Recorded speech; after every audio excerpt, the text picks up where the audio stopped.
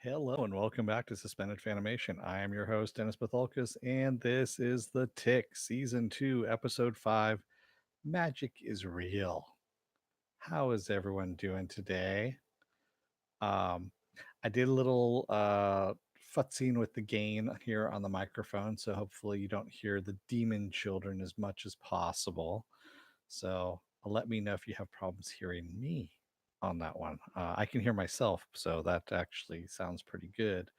And I just have them out of range, which is really nice. So I think I might have found the sweet spot here for a second. Although there is a bum out on the other end over here that you may hear occasionally screaming to somebody else who has Tourette's. So that should be fun for the rest of you out there as well.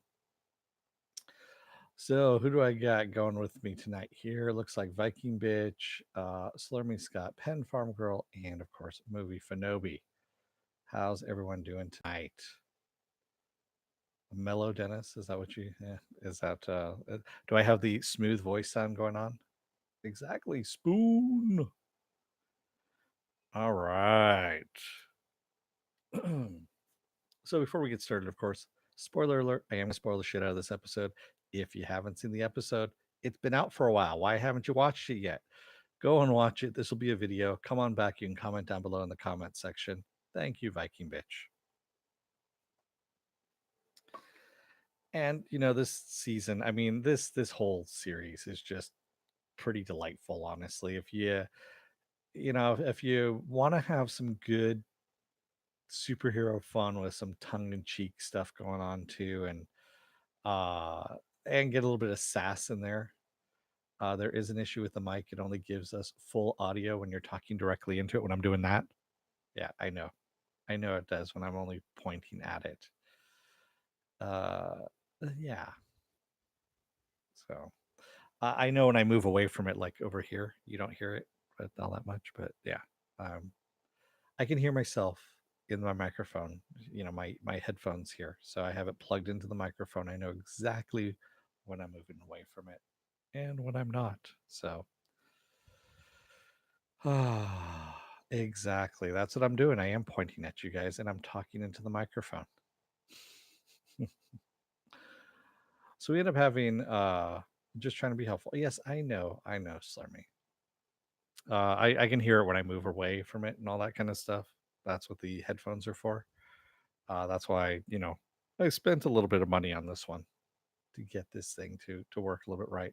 But yeah, I had to. I was just futzing with the gain here to kind of drown out the little demon spawn that are downstairs outside my door because you could hear them really loudly, unfortunately, and I didn't want that. So I want you guys to hear me and what I've got to say. And so let me get started so I don't just keep belaboring the point here.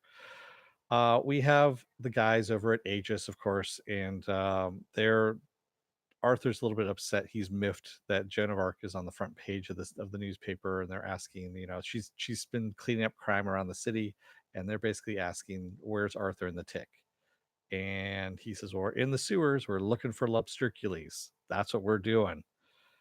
And they're going by the boat, the map that Danger Boat had given them, and going through this, and they get back to looking at this, of course, the map, and somebody appears next to them, this guy named Sage the Supernumerary, and he is from Baltimore and the Righteous Squad.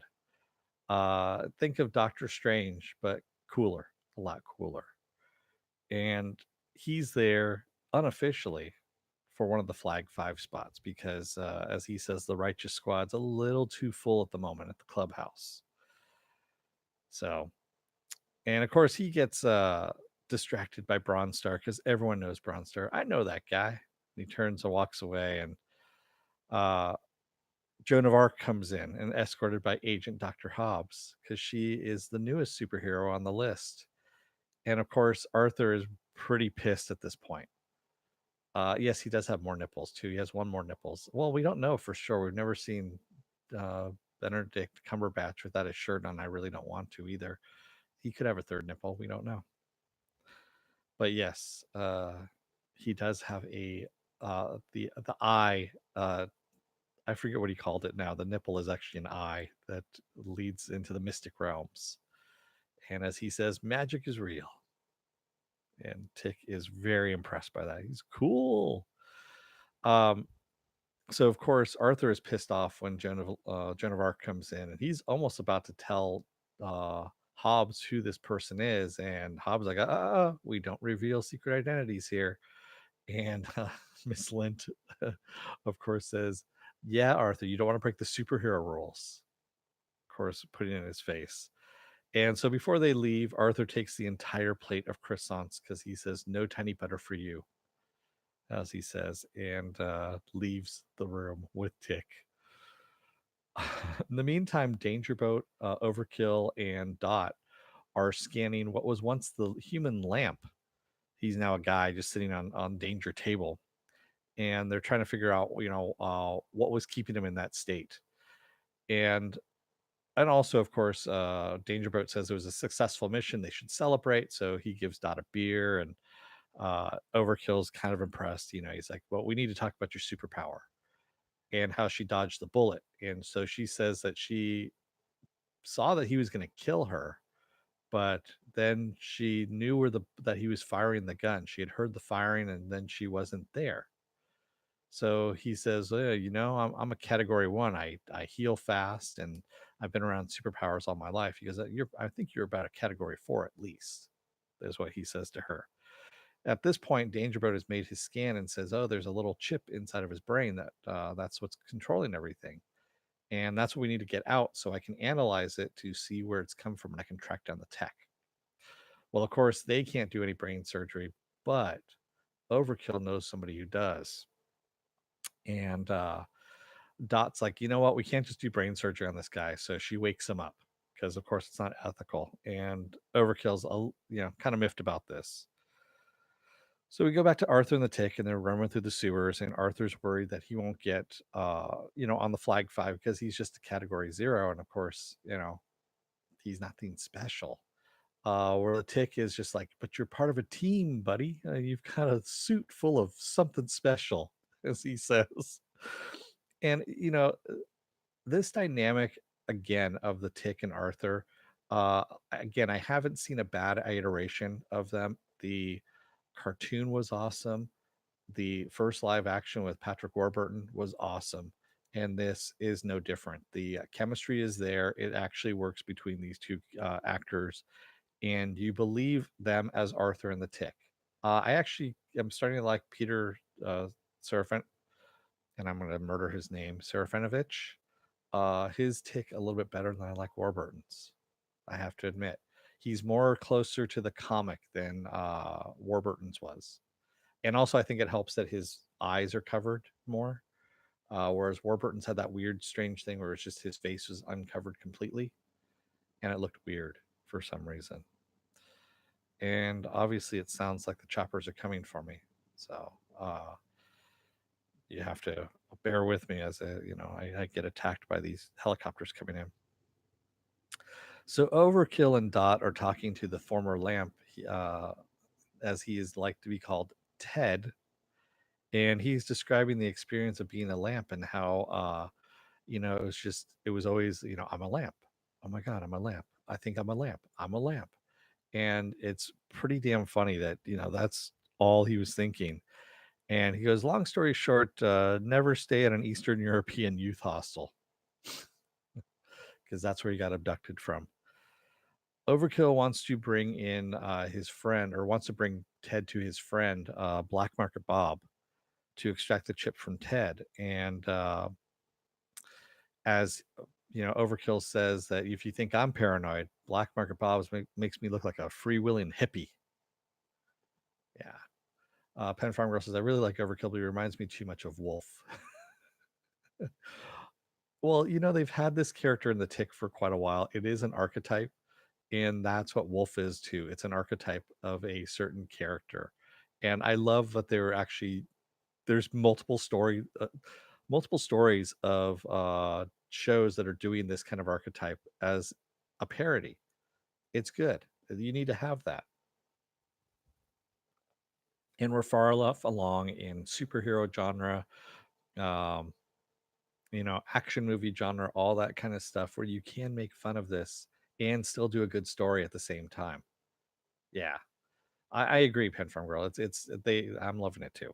So, um, Superior on the other time, on the other hand, is on the Graham Dickman show to share what he did at Devil's Tower and what it means by what he was doing. And Graham Dickman's like, well, what the hell are you doing, honestly? Because you're kind of portraying us as wounded gingerbread men, as he puts it. And he goes, no, no, no, no, no. I got stopped before I got a chance to go in there and really work on it. I got stopped by the parks and recreation people when they come in with the little helicopters. Boop, boop, boop. That's actually who it was. That was the parks and recreation people that were coming in to stop me. Um, and he goes, of course, there's a certain government that doesn't want me to finish that, which I thought was pretty funny. And he says, basically, all I want to do is I want to cradle humanity. Just, I want to cradle you guys, cradle humanity. Why won't you let me cradle you? So, Superior's a little bit, he's a little bit in crisis right now. And I don't know if Arthur is the right person, of course, for him to be talking to. And in the meantime, Miss Linton Overlord are watching this, this thing going on in their hotel room. And Frank comes in, and Frank's a little bit pissed off because, of course, she broke up his crime spree that was going on. She goes, "Well, I let you go, didn't I?" And he goes, "Come on, you know, you zapped Albert so hard he lost Tuesday." And she's like, "Huh?"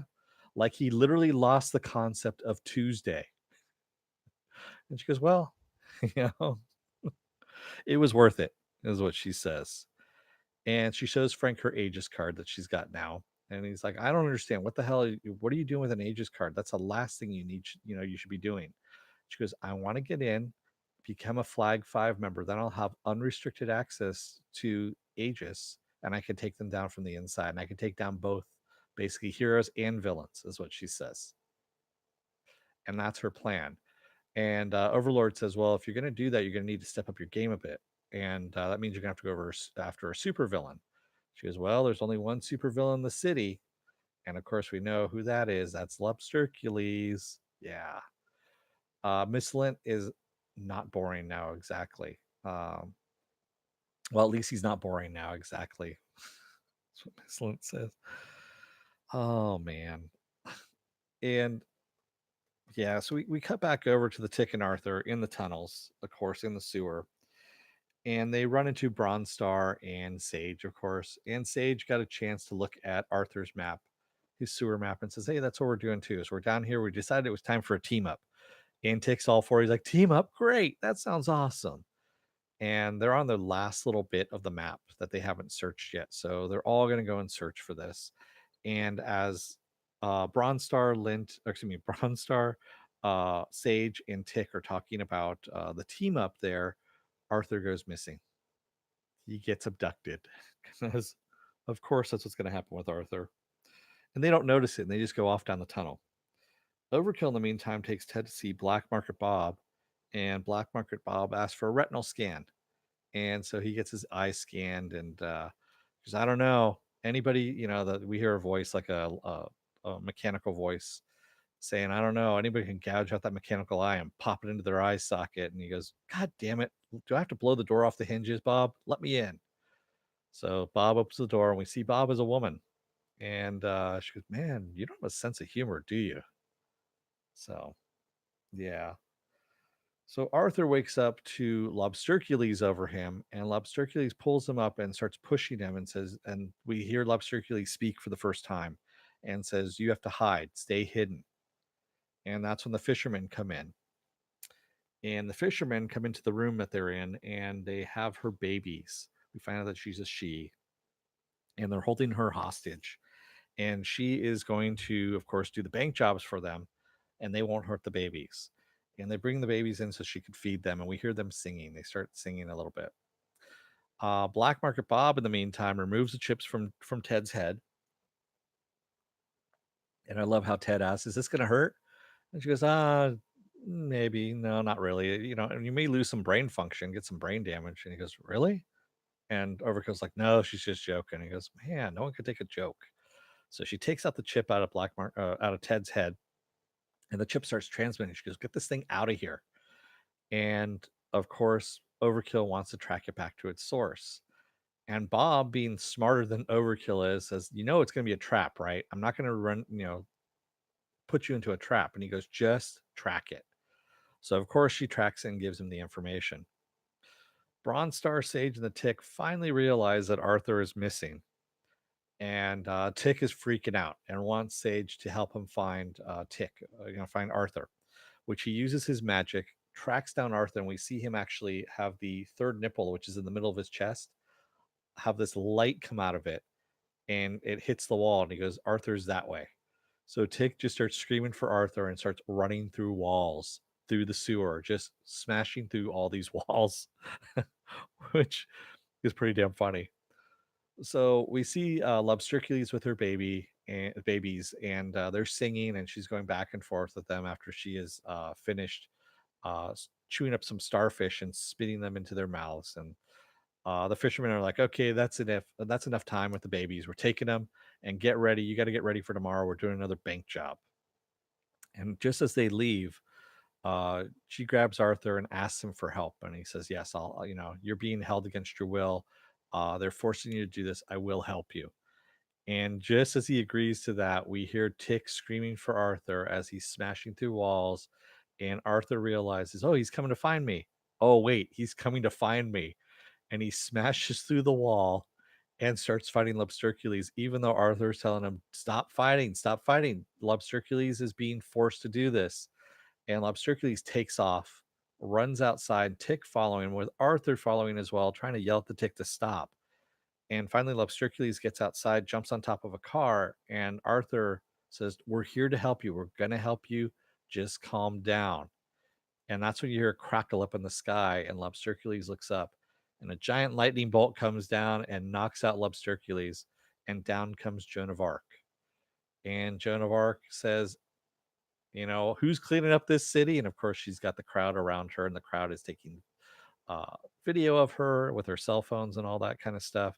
And she, of course, had followed Arthur using his map, which she had videotaped with her helmet cam that she had.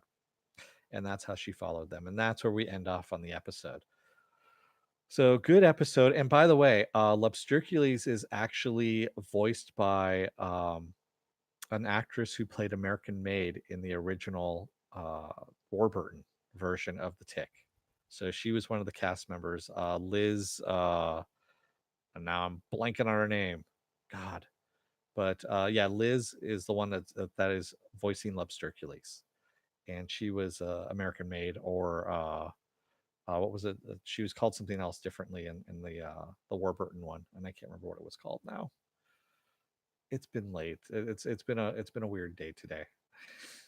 So I'm kind of tired still from work and just a little bit on the goofy side.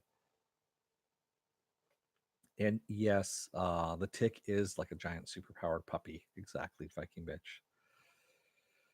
Ah. Slurmy Scott says I can blow the door off its hinges. Of course, it depends on the door. Uh, no, I'm not gonna do it. I was gonna, yeah, sure. What the hell? I'm gonna say, what's his name? Slurmy.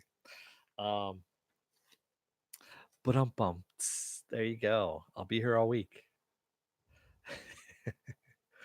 So again, a really good episode. And these aren't spectacular things. This is not going to uh blow you away by the special effects or anything like that. It is not going to be huge battles like we've seen from Avengers or anything like that. This is more parody of superheroes, and that's also, that's what's awesome about it. Viking Bitch says every day is a weird day when you work in a top secret lab. What experiments were you working on today, Dennis? I could tell you, Viking Bitch, but then I'd have to kill you or mind wipe you, then kill you. I don't know. It's just the way things are. Depends on the time of day and what hour it is, and what color. And that's what we have to go by. Yeah, The Tick is just a great story. And Ben Edlin, again, is just awesome. Liz Vassy, thank you, Penn Farm Girl. She played Captain Liberty. There we go. Thank you very much, Penn Farm Girl. I knew somebody would pop up there with it. Yeah, I would do it online here, but I'm live. I having me typing away is kind of distracting. And Liz Vassy, yeah, she was actually she was really big in the 80s and 90s, and then she went off to go have kids and never came back to acting again. So there we go. But yeah, I'm glad she's coming back at least for some voice work. I really liked her as Captain Liberty. She was really fun as as Captain Liberty, which of course was the American Made character from the cartoon. And the reason why you're asking why wasn't she called American Made then in the Warburton? Well, a lot of the cartoon characters' names were owned by Fox, even though the Fox live action show was on Fox.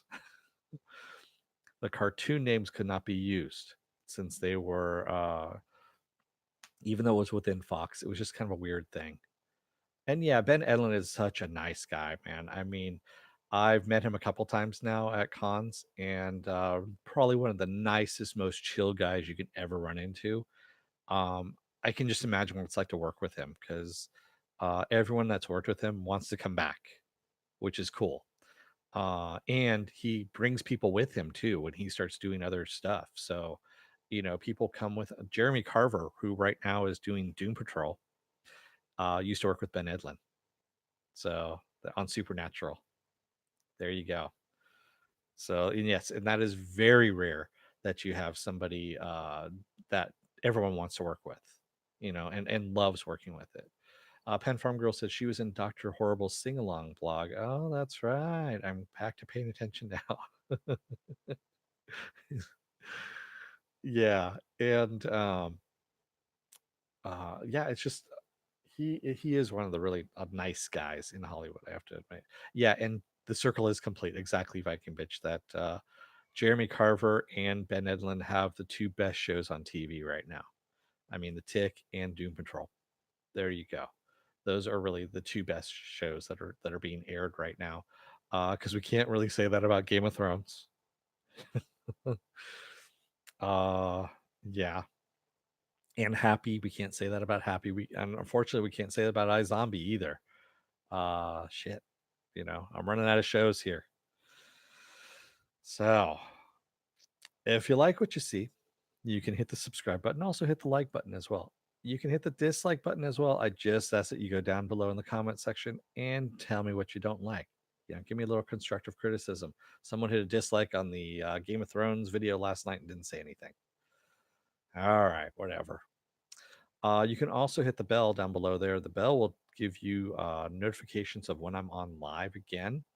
And it's a 50-50 chance of that actually happening because YouTube sometimes kind of goofs up on that one. And you can go into the bell notifications and get as much or as little notifications as you actually want. If you've already hit the bell, don't hit it again. It will unclick the bell.